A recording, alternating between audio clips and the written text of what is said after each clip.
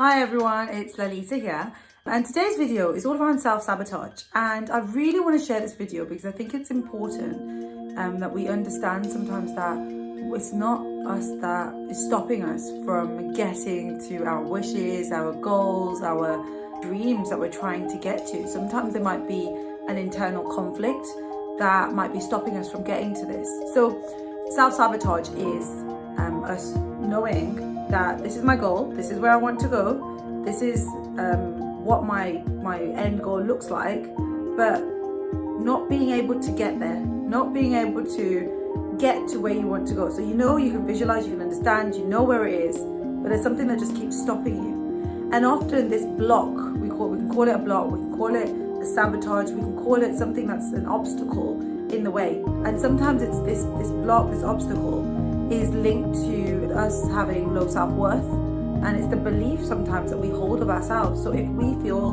that I can't do this, or I'm not good enough, I'm not worthy, what's going to happen if I fail, or even just not knowing what it feels like to be successful, so even that can have an impact.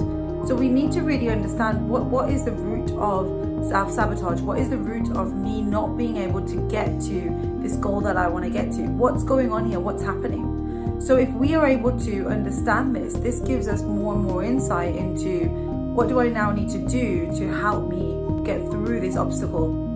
So for example, if this obstacle is that you are fearful of what might happen if you fail, for example, of course your mind's going to be thinking, I don't want to fail, I don't want to fail. So because of the feeling of what might come up if you fail, that feeling feels so overwhelming. So your mind is not going to want to go down that route. So it's safer to not even try, because if you try, you might fail. And if you fail, then you're going to feel like a failure, and that's what your mind is trying to protect you from. And that's why we have this obstacle in the middle that then stops us from reaching what we're capable of reaching because of this fear. So we really need to identify where is it that these beliefs come from, and why are these beliefs also trying to stop me from reaching my goal. And it's not to get angry or get upset with these beliefs, but it's to really tune in and understand them, because they're there as a survival instinct. They're there to try and protect you. So it's for us to try and understand, well, why are they there? Where do they come from? So if we can understand what might be sabotaging us, it helps us then to push ourselves to get to the goal that we want to get to. It can show up in relationships, with friends, with romantic partners, with family members. It can also show up in work situations as well. So if you're a professional, if you're a business owner, if you're someone who works with other colleagues and notices that sometimes you don't speak out or sometimes you don't say things, this can also be part of why you're sabotaging yourself, because you feel that, well, if I say this, people are going to think this about me. So we're so fearful of what might happen, and that stops us then from doing the things. And you might imagine, for example, sitting in the team meeting and speaking out about what you want to say. And you may notice that you get to the team meeting and it's almost like you go mute and you're just like, what is this about for me? Why have I gone mute? And you get so frustrated with yourself, thinking, why did I go mute? Why is it that I wasn't able to speak? And when that happens, it's for us to try and understand a little bit more about, well, what is it that's going on here? And being able to really take that step back. So how? We can understand that we might be self-sabotaging. How then do we manage it? So to manage it, we want to be challenging these beliefs. We want to be, first of all, understanding what this fear is saying, and then to go deeper into this by challenging some of these beliefs to be to try and understand, well, where are these beliefs actually coming from, and are these beliefs true? If we can understand what these beliefs are, they really help us to move forward.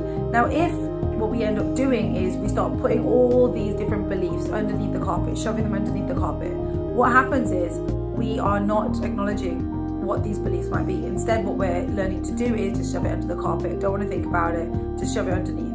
And we're avoiding what might really be going on. And it's so helpful for us to really understand what these beliefs are. Because like I said, it can impact on so many different aspects of life, even towards your health, your fitness goals, your business goals.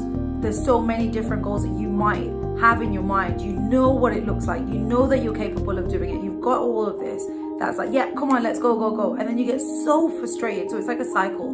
You've got your goals, you've set it all up, you know what you need to do to get there, and then it's like the doing bit isn't happening. That bit isn't going on, and you get so frustrated with yourself, like, what are you doing? You know what you need to do.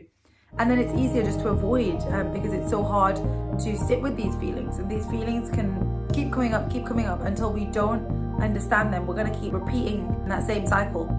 So what we really want to do is try and understand, where is it that we might be self-sabotaging? Get a pen and paper, write down what might be going on for you, what's coming up for you. If you're able to write these things down, you can see it. Sit with a colleague, sit with someone at work, sit with someone and just go through, look, this is what's going on, this is what's happening.